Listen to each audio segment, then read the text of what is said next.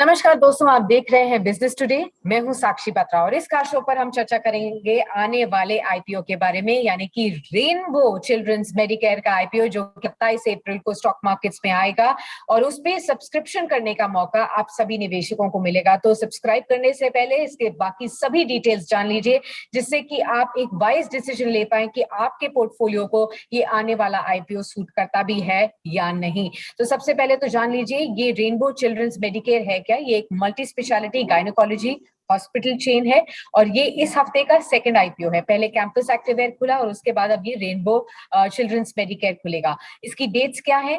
27 अप्रैल से 29 अप्रैल तक ये खुलेगा, जिसके बीच आपको सब्सक्रिप्शन करने का मौका मिलेगा।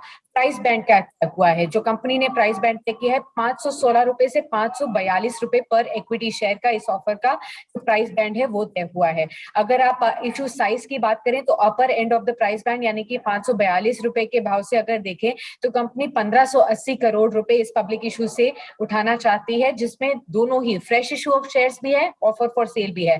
फ्रेश इशू अगर आप देखें तो 280 करोड़ का है, बाकी ऑलमोस्ट 2.5 करोड़ के शेयर्स जो हैं वो प्रमोटर्स और इन्वेस्टर्स स्टेक सेल करके लॉन्च कर रहे हैं मार्केट्स में। अगर आप देखें तो ओपन मार्केट में प्रमोटर्स इसके हैं रमेश कंचारला और साथ ही दिनेश कुमार, आदर्श कंचारला भी। ये सभी मिलकर करीब करीब 87-88 लाख इक्विटी शेयर्स को इस ओएफएस के जरिए बेचेंगे।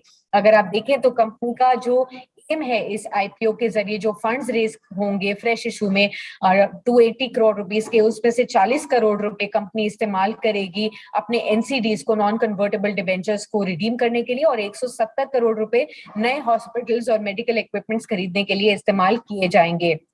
इसके अलावा आपको जानना जरूरी है कि एज एन इन्वेस्टर आपको कितना मौका मिलेगा निवेश करने का, लॉट साइज क्या है, रिजर्व पोर्शन क्या है इन्वेस्टर्स के लिए।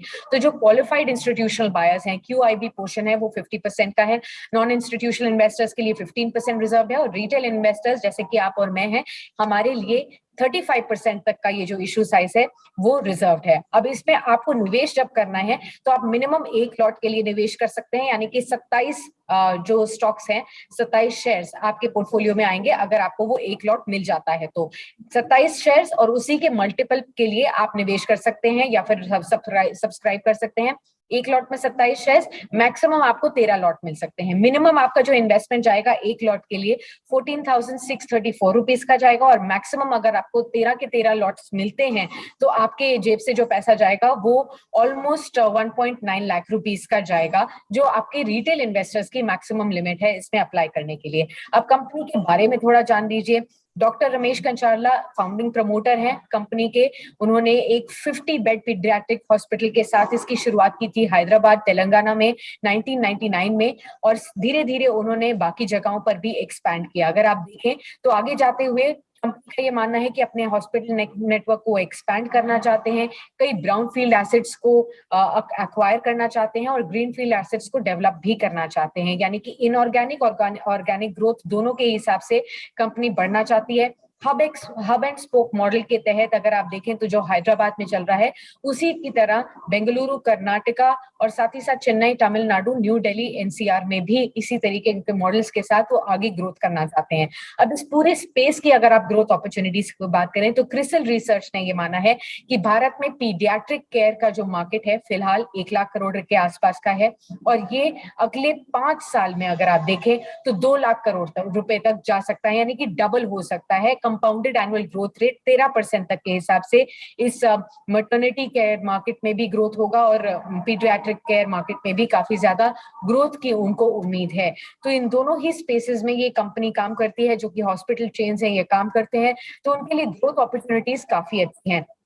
कंपनी के फाइनेंशियल परफॉर्मेंस की अगर आप बात करें तो डेफिनेटली इस हॉस्पिटल चेन ने मैसिव 228% तक का year on year growth profit में क्लॉक इन किया है। 9 मंथ्स टू दिसंबर 2021 के पीरियड में 126 करोड़ रुपए का कंपनी को प्रॉफिट मिला है। रेवेन्यू में भी 56% तक का इजाफा हुआ, 760 करोड़ रुपए का इस पीरियड में 9 मंथ्स टू दिसंबर 2021 तक में रेवेन्यूज लॉक इन हुए। लेकिन अगर आप पूरे फाइनेंशियल ईयर की बात करें जो कि मार्च 2021 में खत्म हुआ है तो उसमें डिक्लाइन आया है, प्रॉफिट में भी रेवेन्यू में भी। लेकिन ओवरऑल अगर आप देखें तो कंपनी के लिए क्या कुछ रिस्क फैक्टर्स हो सकते हैं, निवेश पर आपका क्या कुछ रिस्क हो सकता है या कंसर्न्स हैं, ये भी जान लीजिए।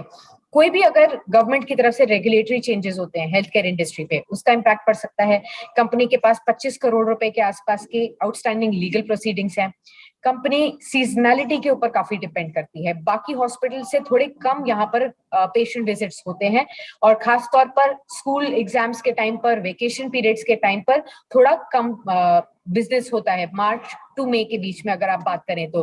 रेवेन्यूज सबसे ज्यादा कंपनी के हैदराबाद और बेंगलुरु हॉस्पिटल से आते हैं, और काफी कंपटीशन भी है इस पूरे ही स्पेस में चिल्ड्रंस हेल्थ केयर सेगमेंट में, तो उसका भी एक फैक्टर है जो आपको ध्यान में रखना चाहिए। अब अगर आप इसको सब्सक्राइब करते हैं तो कब तक आपको अलॉटमेंट मिलेगा और कब ये स्टॉक्स लिस्ट होंगे ये भी जान लीजिए। तो सबसे पहले तो फाइनलाइज जो होगा शेयर अलॉटमेंट मई 5 तक होगा, जिसके बाद अनसक्सेसफुल इन्वेस्टर्स को पैसा रिफंड होगा मई 6 तक, और जिनको पैसा मिलना है, जिनको शेयर्स क्रेडिट होने हैं, उनके शेयर्स भी डीमैट अकाउंट में मई 6 तक आ जाएंगे। उसके बाद जो लिस्टिंग एक्सपेक्टेड है, मई 10 तक की लिस्टिंग भी एक्सपेक्टेड है।